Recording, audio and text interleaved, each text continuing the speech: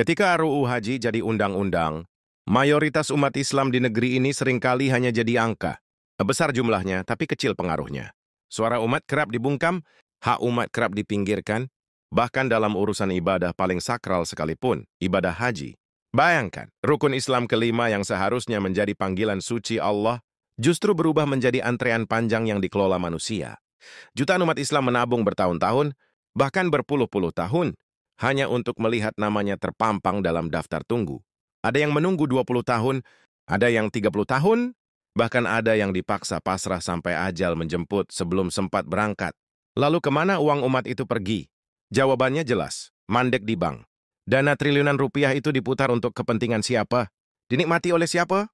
Yang lebih menyakitkan lagi, ada tangan-tangan minoritas, bahkan dari golongan kafir yang tidak pernah sujud pada Allah, ikut mengatur dan menikmati keuntungan dari dana umat Islam. Inilah tragedi besar.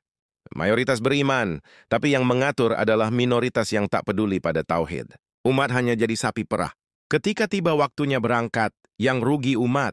Ketika uang diputar, yang untung mereka. Ironi ini bukan kebetulan, tapi hasil dari sistem yang sengaja diciptakan. Umat Islam sengaja dibuat pasrah. Seakan-akan panggilan Allah bisa digantikan dengan nomor antrean buatan manusia. Padahal, haji adalah panggilan ilahi, bukan keputusan birokrasi. Inilah wajah nyata dari ketidakadilan. Umat Islam yang mayoritas dipermainkan, diatur, dan dikendalikan oleh minoritas. Tidak hanya dalam politik, tidak hanya dalam ekonomi, tapi juga dalam urusan ibadah yang paling suci.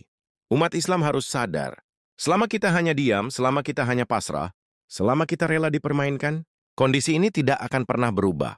Kita akan terus menjadi mayoritas yang terpinggirkan, mayoritas yang tak punya daya, mayoritas yang hanya jadi penonton. Padahal Allah sudah menjanjikan bahwa umat Islam adalah umat terbaik, khaira ummah, jika mereka menegakkan amar ma'ruf dan nahi mungkar. Jika umat berpegang teguh pada tauhid, tidak ada kekuatan apapun yang bisa mempermainkan kita.